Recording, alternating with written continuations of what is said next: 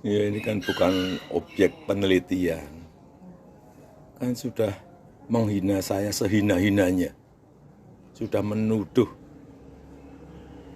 ijazah itu ijazah palsu. Sudah merendahkan saya serendah-rendahnya. Ya nanti dibuktikan lewat proses hukum. Nanti akan kita lihat di proses di pengadilan seperti apa. Artinya kalau untuk pelaporan itu bisa untuk peringatan ke pihak lain gitu nggak Pak yang melakukan yang sama? Nanti akan menjadi pembelajaran kita semuanya. Dan menurut saya hari ini dalam tantangan global yang sangat berat, yang diperlukan negara kita adalah sekarang ini kompak, saling berangkulan, menjaga persatuan kesatuan, terutama elit-elit dan seluruh masyarakat, agar tantangan berat yang dihadapi semua negara yang kita hadapi itu bisa kita selesaikan. Bukan hal yang mudah sekarang ini. Harus semuanya berangkulan, bersatu menghadapi tantangan global yang tidak mudah. Ya, saya rasa itu. Nggak datang ke sidang hari ini seperti apa Pak? Semuanya sudah kita berikan kuasa kepada tim kuasa hukum, baik untuk mediasi maupun untuk urusan gugatan perkara. Artinya siap untuk menuju sidang pembuktian nih Pak? Siap untuk melanjutkan sidangnya? Iya. Kalau lanjut ke persidangan nanti apakah nanti juga akan datang Pak? Jika nanti lanjut mediasi selesai lanjut ke persidangan apakah nanti akan datang? Kalau diperlukan. Pun akan juga membawa ijazah? Kalau diperlukan. Siap. Pak yang lain Pak? Kemarin misalnya kita di Polda Metro Jaya diharuskan membawa ijazah asli, ya kita bawa. Semuanya dari SD, SMP, SMA, universitas semuanya kita bawa. Saya akan menyerahkan kalau memang saya dipanggil untuk mengklarifikasi hal yang perlu diklarifikasi, ya saya datang. Ini menyerahkan, tentu saja menyerahkan dokumen yang saat ini sangat penting. Ya. Saya mengutusnya orang yang saya percaya. Ya, Pak, berarti sekarang posisi ijazah aslinya masih ada di baris Di baris krim. Nanti kalau sudah selesai pasti akan diberitahukan, kemudian kita ambil. Seluruh ijazah Pak? Iya. Mulai dari SD sampai kuliah? Yang masih di sana yang SMA sama yang kuliah. Supaya tahu ya, di baris krim itu ada aduan. Ada aduan dari seseorang. Sehingga kemarin kita juga diundang untuk menyerahkan berkas ijazah asli, baik yang universitas sama yang SMA, SMP, SD, kita berikan. Sampai sekarang masih di sana ijazahnya. Yang kedua, ada yang kita melaporkan, itu di Polda Metro, itu beda lagi. Tolong ada lagi yang di sini, di Solo, itu perdata, beda lagi. Teman-teman ini insya Allah mewakili rakyat Indonesia. Yang kita cari adalah kebenaran dan kejujuran. Jangan khawatirkan kami. Insya Allah kami sudah siap lillahi ta'ala. Akan tetap kita perjuangkan apa yang harusnya benar, kita katakan benar. Kalau memang itu tidak benar dan palsu, kita katakan palsu. Perkembangan menarik seperti tadi yang sudah saya infokan dan disampaikan langsung oleh Pak Ahmad Basiruddin. Detik ini juga kebetulan Joko Widodo memberikan laporan langsung di Polda Metro Jaya. Itu bagus, berarti masuk perangkap. Berarti apa? Memang dia harus menunjukkan ijazahnya. Karena yang kita tuntut adalah ijazah yang disebut asli itu. Dan kalau nanti pemeriksaan itu ternyata di luar apa yang kita sajikan selama ini, ya kita siap adu data, adu kebenaran. Insya Allah apa yang sudah saya lakukan, Dr. Risman lakukan, Pak Rizal Fadilah Sarjana Hukum lakukan, dan Dr. Tifa lakukan, itu kita tidak membohongi ilmu pengetahuan. Kita melakukan apa yang seharusnya kita katakan. Jadi teman-teman semua, sebagaimana tadi yang saya sampaikan, kalau memang terbukti nanti bohong, ya konsekuensinya jelas. Dan yang terakhir, ya, ini bukan ujung dari perjuangan kita. Perjuangan kita masih panjang. Selamatkan Indonesia dari tragedi yang luar biasa buruk dan memalukan ini. Kalau ada orang yang mengatakan, buat apa dia tahu sudah lengser? Ya, tapi tidak bisa. Orang yang sudah pernah memimpin selama lebih dari 10 tahun itu melakukan hal-hal yang di luar nalar. Apalagi masih ada yang sekarang di kekuasaan, indikasinya melakukan hal yang sama. Ya, apa? Ya, ini tidak kalah buahnya. Ya, buah itu tidak jatuh jauh dari pohonnya. Sama mulai dari pendidikan di SMA, S1, dia bahkan mengaku-ngaku S2, itu semuanya bodoh. Ya, semua ada buktinya. Insya Allah kita akan bergerak bersama. Sekali lagi terima kasih kepada seluruh masyarakat Indonesia yang diwakili oleh teman-teman semuanya. Kita tetap berjuang dan Tuhan tidak pernah tidur. Gusti Allah SWT tidak sare. Insya Allah kita berjuang dan Allah SWT meridhoi perjuangan teman-teman semuanya. Alhamdulillah, sebagai warga negara yang baik dan didampingi oleh sahabat-sahabat semuanya, saya tadi menjalani klarifikasi, undangan klarifikasi yang pertama pada hari ini Kamis ya 15 Mei 2025 dengan surat yang memang sudah saya terima baik secara fisik maupun secara elektronik ya, jadi saya harus datang. Dan saya memang juga menyayangkan gitu karena ada beberapa yang sudah disebut-sebut namanya ya, tapi kasihan yang bersangkutan seperti Pak Abraham Samad ya, namanya udah disebut bahkan dikatakan mangkir, padahal yang bersangkutan belum terima surat gitu loh. Itu kan sebaiknya sistem persuratan atau administratif di Polda Metro Jaya lebih baik diperbaiki lah gitu. Jangan sampai kemudian mengorbankan teman-teman yang sudah disebut-sebut tapi ternyata belum ada, termasuk juga Bang Resmon ya, sudah disebut-sebut tapi ternyata belum ada suratnya. Nah, jadi klarifikasi saya tadi alhamdulillah berjalan cukup lancar dari jam 10 sampai dengan ini di break jam 12. Saya apresiasi kepada Polda Metro ya karena memberikan kita kesempatan yang sangat baik untuk melakukan sholat zuhur bersama-sama, dan saya tadi bisa ikut di sini dan juga nanti kita diberikan waktu untuk kemudian lunch gitu. Nah, saya sendiri tadi ya sudah sampai pertanyaan ke-24 ya gitu, dan sudah sampai ke pertanyaan-pertanyaan yang lebih banyak soal identitas tadi gitu. Karena ketika ditanyakan yang lain, saya strict dengan Polda Metro ya. Polda Metro memberikan saya surat undangan untuk peristiwa tanggal 26 Maret tahun 2025 ya. Harusnya itu pertanyaannya. Jadi ketika ada pertanyaan yang lain ya saya keberatan untuk jawab. Itu hak loh ya. Hak warga negara sesuai dengan Undang-Undang Dasar 1945, itu hak yang paling hati untuk kita menyampaikan apakah undangan atau pertanyaan itu sesuai dengan enggak. Ketika pertanyaannya tidak sesuai dengan suratnya ya kita harus menyatakan keberatan. Yang kedua adalah lucu, dalam undangan itu tidak ada juga siapa terlapornya. Padahal kan sudah disebut-sebut di mana-mana sudah ember tuh ya. Lawyernya mengatakan terlapornya adalah ini. Tapi dalam surat itu nggak ada. Jadi kalau dalam surat itu nggak ada ya kita nggak wajib gitu melakukan klarifikasi. Pelapornya ada Joko Widodo ya. Pasal-pasalnya banyak banget gitu ditulis. Tapi terlapornya nggak ada. Nah, terlapor ini penting ya teman-teman. Jangan asal mau kemudian diambil keterangan kalau ternyata terlapornya itu saudara kita sampai dengan 3 tahap. Kita nggak wajib memberikan karena bisa jadi kita nanti nggak diakui keterangan kita karena itu saudara. Apalagi yang terlapor itu misalnya kita sendiri ya. Jadi kita nggak usah ngasih jawaban karena kita berhak untuk diam, berhak untuk tidak memberikan keterangan kalau memang itu tidak tertulis. Jadi terlapornya tidak ada.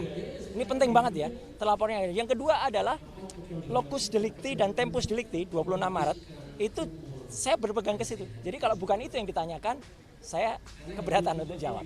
Kemudian satu lagi adalah barang buktinya. Itu disebut undang-undang informasi elektronik bla bla bla bla. Mohon maaf sekali lagi, saya ikut merumuskan undang-undang informasi dan transaksi elektronik. Jangan sembarangan menggunakan pasal itu untuk mempidanakan orang. Ya, undang-undang informasi transaksi elektronik dibuat dengan niat baik agar Indonesia itu terlepas dari dikucilkan ke dunia internasional karena kita tidak memiliki undang-undang dalam bidang e-commerce. Jadi pasal-pasal itu adalah misalnya untuk 32 dan 35. Itu misalnya untuk seseorang ngirim bukti transfer kepada teman. Tapi bukti transfer direkayasa, diutak-utik. 1 juta dijadikan 10 juta. Nah, itu yang dipidana. Ada orang misalnya ya posting ini ijazah asli gitu ya. Tapi ternyata yang punya ijazah nggak mengakui kalau itu asli. Ya, kader partai itu. Ya, dia yang harusnya bisa kena itu. Dia bisa kena 8 tahun atau 12 tahun. Sedangkan Dr. Rismond, Dr. Tifa, saya tidak melakukan apapun terhadap barang elektronik. Dan yang penting apa? Barang elektroniknya nggak ada. Jadi dokumennya saya tadi tanya, mana dokumen yang dilaporkan? Nggak ada, Pak. Loh, kalau nggak ada ya gimana penyidik? Gitu loh. Kenapa nggak ada dokumen elektronik? Ini Undang-Undang Informasi dan Transaksi Elektronik. Pasal 5 ayat 1-nya harus ada dokumen elektronik. Jadi kalau dokumen elektroniknya nggak ada, sama saja dengan kita tiba-tiba Bang Rustam ini tiba-tiba dituduh melakukan, maaf ya, pembunuhan. Tapi mayatnya nggak ada. Gimana bisa dituduh beliau melakukan pembunuhan? Bahkan kalaupun ada mayatnya diperiksa dulu, diforensik dulu. Benarkah mayat itu terbunuh atau dibunuh? Kalau Bang Rosman tiba-tiba ngaku aja oh iya saya mau, ya kasihan beliau dong. Jadi saya ngajak teman-teman untuk lebih berpikir ya, termasuk juga penyidik ya. Jangan Anda mau ya diminta untuk mencantumkan pasal-pasal yang bukan peruntukannya gitu loh. Jadi 3 itu yang kemudian saya pertanyakan ya, diselundupkan pasal itu. Jadi sekali lagi teman-teman, saya tetap mengapresiasi Polda Metro dan saya cepat ya jam 10 tadi itu sudah 24 pertanyaan ya. Kalau rata-rata pada sampai 40-70 ya insya Allah nggak sampai sore ya, atau nggak sampai malam lah. Mungkin sore nggak apa-apa lah, kami ngobrol-ngobrol sambil ngasih kuliah kan nggak apa-apa. Gitu. Jadi kita ngasih kuliah tentang undang-undang ITE tadi di dalam itu. Ini naskah akademiknya gini, ini harusnya pasal ini digunakan. Oh siap bang. Itu. Jadi itu yang benar, jangan asal mau kita dipaksa. Orang tuh harus tahu hukum, tapi jangan sampai orang itu kemudian dipaksa untuk menjalankan hukum yang tidak pada semestinya. Itu saya kira. Pak Roy, ini kan tadi kan juga disebutkan di tanggal 26. Sebenarnya apa sih yang terjadi? Karena kan sebelumnya kemarin Pak Michael juga sempat ditanyakan tanggal 26 itu apa sebenarnya yang terjadi, Pak? Saya tidak berhak menjawab tanggal 26 itu apa. Nanti saya dikira ST. Yang jelas tanggal 26 itu saya sedang melaksanakan buka bersama ya di rumah makan Oma apa gitu ya. Itu kegiatan saya. Ya, yang lain ya saya nggak tahu, silahkan penyidik tahu. Yang jelas saya tanggal 26 itu kita lagi buka bersama dengan komunitas otomotif saya. Itu di rumah makan di daerah Kemang. Silahkan diperiksa di situ. Kalau ada CCTV saya cek di situ. Tapi perkara apa yang terjadi, silahkan ditanyakan ke yang lain yang tahu. Saya keberatan untuk menjebak teman-teman yang lain. Nggak boleh juga kita. Kita tuh di situ diajak jujur tapi juga harus cerdas. Jangan kita jujur tapi malah nyeret-nyeret yang lain. Gitu loh. Ya, jadi saya juga ajak jujur ke kepolisian. Ya, kalau pelapornya ada, terlapornya nggak ada, gimana ini laporan? Bisa, gitu ya. Oke, saya kira itu ya, Mas. Assalamualaikum warahmatullahi wabarakatuh. Waalaikumsalam. Salam sejahtera untuk kita semuanya. Di kesempatan sore hari ini, ya, sore ini jam berapa? Jam 3, ya. Saya secara pribadi dan kami secara keseluruhan itu mengaturkan terima kasih yang sebesar-besarnya, khususnya kepada Bapak Kapolri, ya, Pak Sigit, ya, Kapolda Metro Jaya, Pak Karyoto, dan semua penyidiknya yang telah menjalankan tugas secara sangat profesional. Kenapa sangat profesional? Ya, karena saya tadi memang melakukan apa yang menjadi hak saya untuk menjawab pertanyaan-pertanyaan dalam undangan klarifikasi, dan alhamdulillah penyidiknya, saya nggak perlu sebut namanya ya, itu adalah juga melakukan sesuai dengan apa yang saya katakan. Jadi saya menjawab dengan detail semua apa yang ditanyakan sepanjang itu berhubungan dengan surat undangan yang diberikan kepada saya. Ya, jadi artinya itulah makanya saya juga berharap ya agar polisi itu bisa presisi ya, jadi bisa profesional untuk melakukan tugas seperti ini. Jadi artinya kalau yang memang itu yang ada dalam surat undangan, ya itu yang kemudian ditanyakan, ya tidak menanyakan yang lain atau bahkan melebar ke hal yang lain. Jadi alhamdulillah ya saya tadi sudah menjawab dengan detail sampai sekitar 26 pertanyaan ya. dengan jumlah halaman sekitar 22 lebih ya. Dan saya juga menyampaikan jawaban saya atas pertanyaan-pertanyaan pada laporan. Dan saya juga saya tadi juga sampaikan dalam jawaban ya. Saya harap tugas profesional polisi itu persis sama yang dilakukan terhadap saudara pelapor ya. Pelapor itu melaporkan belum ada yang terlapor gitu. Jadi melaporkan atau membuat laporan ini pada tanggal 30 April 2024 dan langsung terbit hari itu juga ya surat perintah penyelidikan pada tanggal yang sama. Ini luar biasa. Ya, kalau ini dilakukan untuk semua masyarakat tentu akan sangat senang karena laporan bisa cepat dan kemudian tegas, presisi langsung. Hari itu juga lapor ke SPKT, hari itu juga langsung buat BAP, hari itu juga kemudian terbit surat perintah penyelidikan dan bahkan undangan. Ya, jadi saya harapkan sikap itu juga ada pada semua pelaporan yang ada. Jadi jangan bedakan masyarakat yang ada. Jadi kami ini juga dengan cepat juga diberikan undangan klarifikasi, tapi juga kami juga cepat juga bisa diselesaikan karena kita sama-sama insya Allah kita mengerti hukum. Ya, kalau kita mengerti hukum ya begini. Jadi artinya apa yang ditanyakan, apa yang dijawab. Saya tidak perlu menjawab apa yang tidak ditanyakan, apa yang tidak ada dalam surat. Itu aja saya kira. Konfirmasi Mas, ya. Pelapor di tanggal 30 itu siapa? Pelapor di tanggal 30 itu yang saya baca tadi itulah insinyur tulisannya gitu ya. Ya, Insinyur Haji Joko Widodo. Tadi yang digali oleh penyidik di dalam apa saja yang terkait dengan laporan ini artinya apa? Ya, 22 laporan itu banyak soal bagaimana dulu hidup saya, kisah saya. Ya, saya SD, SMP, SMA, ada ijazah semua ya. Ya, kemudian S1 UGM asli, S2 UGM asli, S3 UNJ asli. Ada ijazahnya? Ada lah, jelaskan semua gitu. Dan kemudian apa profesi saya sekarang? Saya profesi sekarang sebagai konsultan telematika dan multimedia. Kemudian saya diminta menjelaskan apa itu telematika. Telematika adalah telekomunikasi, media dan informatika untuk bisa menganalisis. Jadi saya saintis ya, menganalisis secara independen segala hal yang berbau dengan suara, foto, video dan lain sebagainya. Bahkan saya juga diminta dari menjelaskan perjalanan hidup saya. Ya saya jelaskan dulu saya sempat jadi dosen sekitar 8 tahun di UGM ya. Kemudian 10 tahun saya dosen di ISI, Institut Seni Indonesia. Kemudian saya sempat menjadi anggota KPI ya, Komisi Penyiaran Indonesia Daerah Istimewa Yogyakarta. Saya sempat juga masuk sebagai anggota DPR Komisi 1, komisi yang menangani undang-undang ITE, undang-undang keterbukaan informasi publik dan lain sebagainya. Dan kemudian saya sempat membantu Presiden SBY menjadi Menteri Pemuda dan Olahraga di tahun 2013 dan saya kembali menjadi anggota DPR lagi sampai dengan tahun 2019 dan sekarang saya sebagai konsultan independen. Jadi selaku konsultan independen, saya independen. Ya, saya berhak melakukan apa yang menjadi tugas saya dan kemudian saya berhak menyampaikannya kepada masyarakat sepanjang dengan ilmu pengetahuan dan menjadi keterbukaan informasi publik. Itu aja yang ditanyakan tentang itu. Kemudian tentang ada beberapa hal yang lain yang ditanyakan, apakah soal video begini, saya hanya jawab singkat saja.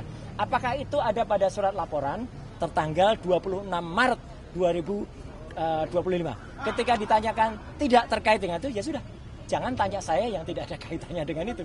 Ya, jadi kalau tidak ada itu, jadi lokus dan tempusnya tidak sama dengan apa yang ada pada surat undangan, ya sudah, itu tidak perlu dijawab. Ibaratnya kalau kita mengerjakan ujian, ya teman-teman semua, ya masyarakat, kita diminta untuk belajar tentang fisika. Ternyata nanti pertanyaannya soal kimia, ya jangan dijawab. Wong kita tugasnya adalah menjawab soal fisika. Jadi itu sama cerdasnya. Alhamdulillah tadi penyidik juga cerdas. Siapa? Jadi kalau Bapak tidak menjawab, saya tidak menolak jawaban. Tapi saya keberatan dijawab, ya sudah. Artinya clear semuanya. Kemudian itu ada poin-poin sehingga saya juga tidak menyiksa teman-teman untuk harus menunggu sampai tengah malam. Ya, saya juga tidak menyiksa penyidik dan pembuat laporan. Saya harapkan juga tidak menyiksa masyarakat.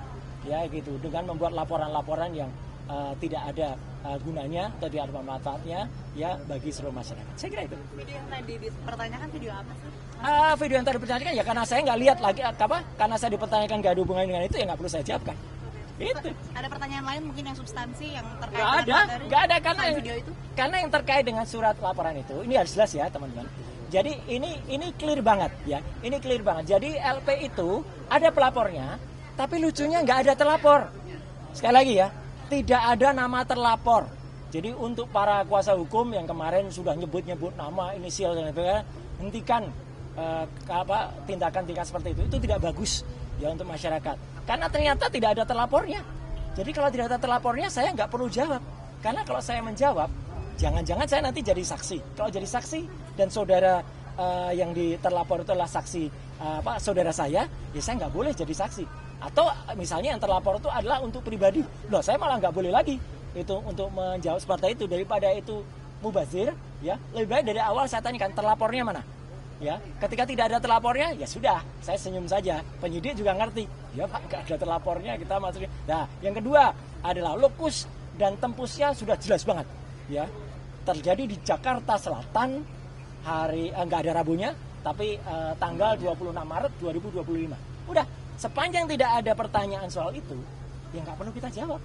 Ya, karena itu pertanyaannya menyangkut soal itu. Kemudian yang paling penting lagi, saya juga mempertanyakan, ini kan ada pasal. Ya, di samping pasal 311, 310, 27 ayat A, ada juga pasal yang mau dimasukkan ke dalamnya, ya, pasal yang diselundupkan. Saya nggak tahu menyelundupkan siapa, ya gitu. Itu pasal 32 dan 35 Undang-Undang ITE. Kebetulan dulu saya ikut merancang Undang-Undang ITE bersama teman-teman yang lain. Pasal itu tujuannya, sekali lagi saya ulangi, adalah untuk transaksi elektronik supaya Indonesia itu diselamatkan dari perdagangan internasional dan kita bisa ikut. Bukan pasal untuk mempidanakan orang. Jahat sekali kalau ada orang menggunakan pasal itu untuk mempidanakan seseorang. Kayak dulu kasus Mbak Prita Mulyansari. Jahat sekali. Ya, Omni Batavia waktu itu mempidanakan Mbak Prita gitu loh. Sama dengan ini. Karena pasal itu ancamannya sangat tinggi. Dan pasal itu misalnya, saya kasih contoh. Ada orang ya mentransfer 1 juta. Kemudian dalam bukti transfernya saya ubah jadi 10 juta. Itu saya bisa kena pasal itu di pasal 32. Ada orang memposting sebuah dokumen elektronik, namanya ijazah misalnya. Dia katakan itu asli gitu. Padahal ternyata orang yang punya ijazah mengatakan, saya nggak pernah mengeluarkan ijazah itu loh. Lah berarti yang memposting ijazah itu salah seorang kader dari partai itu. Kena pasal itu harusnya. Justru itu ya kalau yang smart begitu. Jadi saya tadi tanya, dokumen elektroniknya mana? Belum ada Pak dokumen elektroniknya. Ya sudah.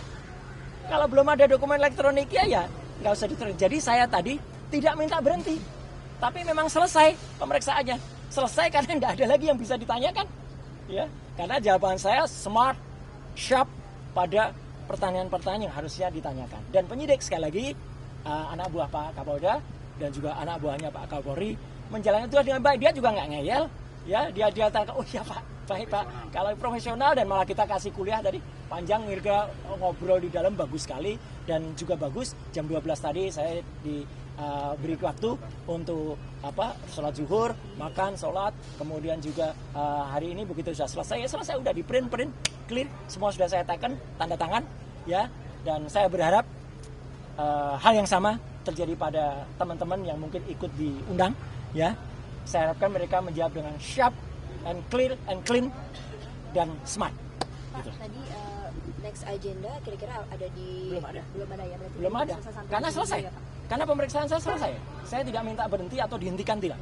Ya, Anda tahu teman-teman, saya alhamdulillah sehat walafiat, ya gitu, jasmani. Meskipun rohani saya tadi udah bilang di dalam, saya rohani agak lihat ini apa ini pasal kok banyak sekali kayak gini, ya gitu. Jadi kita juga berhak menanyakan loh. Jadi teman-teman kalau diundang itu jangan seperti tiba-tiba kita dituduh sesuatu yang nggak jelas pasalnya. Pasalnya kita pertanyakan. Kebetulan pasal-pasal itu saya ikut membuat dulu. Saya jelaskan ini loh maksudnya begini. Di naskah akademiknya ini loh. Jadi harus ngerti pasal itu. Bukan asal kemudian ada pasal ini dipakai untuk mempidanakan orang. Jangan sampai ya. Jangan kita malah justru memiliki mens rea atau niat kurang baik untuk mempidanakan orang. Mas Roy, siapa lagi yang diperiksa? Masih ada Dokter Tifa di dalam. Dan moga-moga Dokter Tifa juga sama. Moga-moga bisa smart dan menjawab. Tapi ya kita berdoa saja dan moga-moga kalau ada teman-teman yang lain ya, saya berharap tidak banyak lagi yang harus dibuat dipanggil atau bahkan dibikin susah dengan ada laporan yang nggak jelas. Ya. Ini laporan nggak jelas ini. Laporan kok nggak ada yang terlapor. Sekali lagi loh ya, bohong kalau dikatakan sudah ada terlapornya. Nggak ada. Dalam klarifikasi itu belum ada terlapornya. Ya, itu ya saya kira. Oke, terima kasih.